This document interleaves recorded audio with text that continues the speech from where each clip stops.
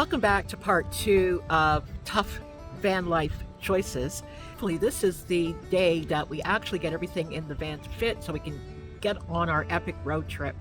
I'm Pam from Mentor Pam in a Van, and don't forget to subscribe to the channel because you're going to want to see us travel across the country packed to the tilt with stuff that we're taking, and it will be unloaded when we get to our final destination. I know some of you were wondering, well, are you going to be living like that in the van forever? No, we're moving the stuff in the van. 2 lives, 2 houses, whittled down to things that we are only taking in the van. We're not taking things through shipping things across the country, things like that. We're driving it across, okay? So welcome to my channel, and subscribe and like and all those wonderful things, okay? Let's get started. Well, it's time to get ready for a full day of packing and sorting again, and off to the gym using my membership in full to grab a shower.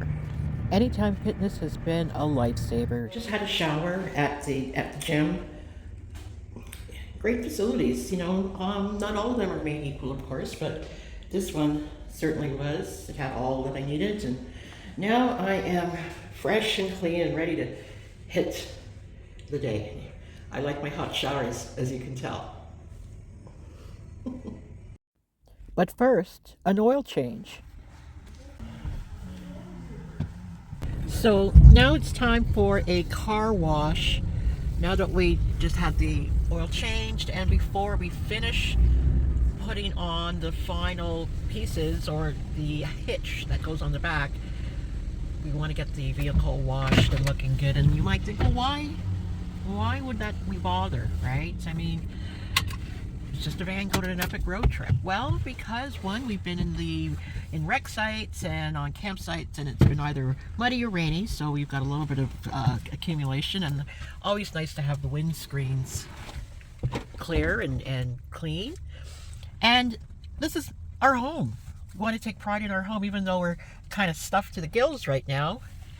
At least make it look like we're living in something clean. All right, so it doesn't have to be big, but at least let it look organized and clean to the best of one's ability. When the van reaches to its final destination and a lot of the stuff is unloaded from the inside, I'll do a van tour then. I just want to quickly clear something up about my channel and who I am and things like that. First of all, I have a partner that I'm traveling with. We have come together to be one on this journey across the country, and you don't see him on camera because that's not who he is. That's not what he wants to do. He's not that type of person. This is my brand. This is my channel, Mentor Pam in a Van. It's not Mentor Pam and Company in a Van. You understand? I've seen so many different channels where couples are involved and it's about them, and if they break up or if something goes wrong, it just gets too much. And that's not what my brand and, you know, my subsequent business, you know, with coaching and mentoring is about. It's not forcing him to try to find something to say if that's not who he is. So, you know, our relationship is our relationship. I'm on this channel traveling, giving my perspective as a woman in her senior years going into a van lifestyle for the first time, full time, what that's like, what I'm seeing, what I'm experiencing, all of that. And I know that speaks to a lot of women, whether they're with a partner or whether they are solo. It's very similar things that are happening, that you're feeling, that you're concerned about. It's similar. It doesn't mean that because there's another person in the van that it's somehow different. There's only so many feelings. There's only so many emotions. I'm an autonomous being, whether there's somebody else or there's a crowd or not. I'm an autonomous being. So, you know, I hear comments or see comments, you know, what is she saying? Is there a we? It doesn't matter. It's Mentor Pam in the Van. And if that's something that you're interested in, welcome to my channel. If it's not something you're interested in, there are so many other channels to choose from. And I would love you to stay, but let's not get things tied up. This is my perspective. This is my journey. This is my story. Okay? So, onward. So we're getting to the end of this. This here is the carrier that we're going to help us move some boxes and some things. We just managed to strap down these 3 using this carrier here, and then it of course will have a covering over it and further strap down to make sure that we get over those Rockies safely. Okay, going back in to finish up the loading and the packing. We just have dregs left in there, but we're getting there. Well, well. We are in and heading east. We got the van packed, and we had to do what we had to do. The things that were in the locker were things that we thought we were going to be able to take with us. We had shifted and downsized and did all we could and saved our most treasured things, and even those, all of those weren't going to make it in the final count. So we are feeling a little lost. We feel as if we had to give away some really important things, but we had to whittle down because we only have so much space, right? And even though we are going to be unloading this when we get to the other end in Nova Scotia, it couldn't take it all. But it's a great lesson in attachment. It's a great lesson in understanding that things are important just because they hold a lot of sentimental value, like things of my mother's and my grandmother's and my daughter's and so forth, that I made room and space for, so they are coming with me. But other things, you know, some of my favorite shoes I managed to keep didn't make the cut. But I can always buy shoes. I can always buy clothes. There are a lot of things that I can buy again, but the things that I can't buy because they only come around once in a lifetime, I managed to squeeze in.